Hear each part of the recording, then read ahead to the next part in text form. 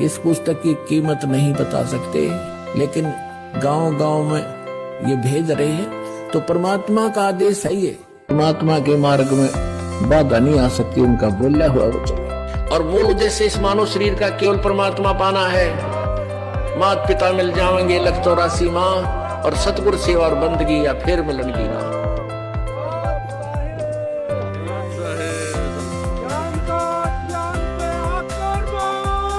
कोशिश करो सब तक पहुंचाने की।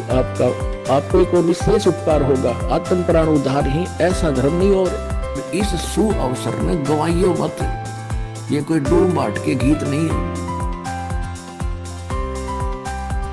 हमारे बच्चे जो परिचित हो गए थे, उन्होंने बड़ा सहयोग दिया अपने बहन भाइयों को समझाने का, वहां तक ये संदेश भगवान का पहुंचाने में बहुत सहयोग दिया है। और आपका भी फर्ज बनता है, ये सच्चा ज्ञान है।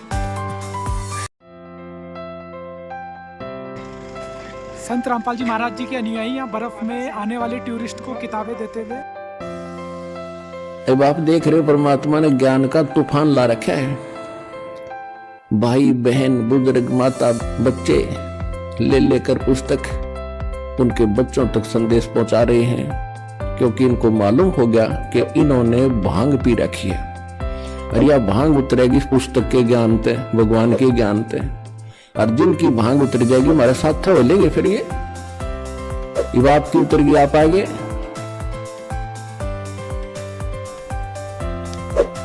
इस दास की ड्यूटी परमात्मा ने जहां से शुरू किया, मेरे स्वयं घर वाले भी नहीं मानने को तैयार थे, लेकिन मुझे विश्वास दृढ़ हो लिया था। और फिर ये ऐसे समाज के अंदर प्रवेश करना। अब मुझे फिर एक सीन याद आया करता रह के। एक बार ये दास मेडिकल में गया था किसी रिश्तेदार को मिलने के लिए, इस ज्ञान प्राप्ति से पहले। तो वहां मेडिकल रोहतक के अंदर एक 13 नंबर वार्ड है, उसमें मेंटल वार्ड है। वो डॉक्टर उन मेंटल व्यक्तियों का इलाज कर रहे थे और वो उनको गाली दे रहा था, मैं तेरा जमाई हूं। और डॉक्टर कह रहा था हाँ जी ठीक है, हाँ जी ठीक है। उसका गिरेबान पकड़ लिया डॉक्टर का, 2-3 ने छुड़वाया, बैठ जा। और फिर भी उनका ट्रीटमेंट कर रहे थे। और जब वो उन ट्रीटमेंट ठीक हो गया, वो स्वस्थ माइंड हो गया, फिर वही यूं कह रहे थे, डॉक्टर साहब नमस्ते। तो दास की ड्यूटी पागल वार्ड में ला रखी है। अब जिस भी गांव नगर में गया, दास ने यो ज्ञान सुनाया, नुका मारो डले, यू कहां से आ गया है, देवता नहीं पूजन देता, हमारे श्रद्धाओं को भी मना करता है, पत्थर मारो, ये करो। और अब जब उनको ज्ञान हुआ, जब तो मुझे गाली दे रहे थे और अब कहते हैं सत्साहिब गुरुजी, सत्साहिब गुरुजी, ने हल कर दिए, जीवन नाश हो गया था।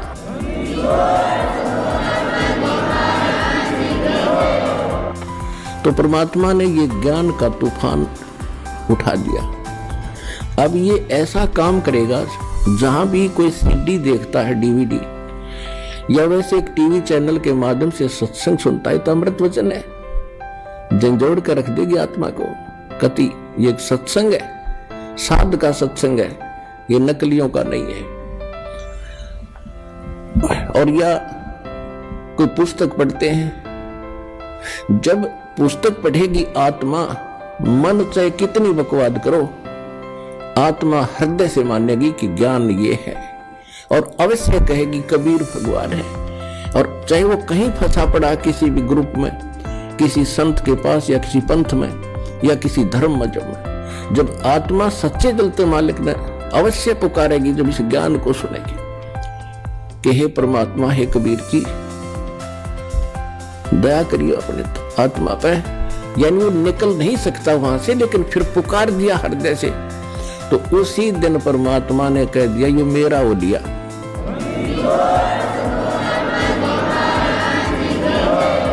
फिर काल को पकड़ कर बाजू से दूर कर देता है, दूर हो जाएगा, ये मेरा हो गया, अब मेरे ज्ञान को स्वीकार कर लिया। बेशक वो कितने दिन फिर वहां रहे, आएगा एक दिन, मालिक लाओगा, कुछ भी कारण बनावे। तो इस प्रकार परमात्मा ने कहा था कि तेरा ज्ञान सुनेगा वो तेरा, और मेरा माननेगा फिर उसके निकट मत आ जाइए।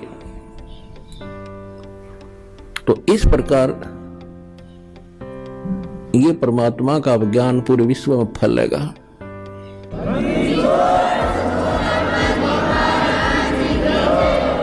भाई जो गुरु वचन पे डट गे रकट गे फंद 84 के, कट गे फंद 84 के, रकट गे फंद 84 के। भाई जो गुरु वचन पे डट गे रकट गे फंद 84 के। वस्तु मिली ठोर की ठोर, मिट गई मन पापी की दो।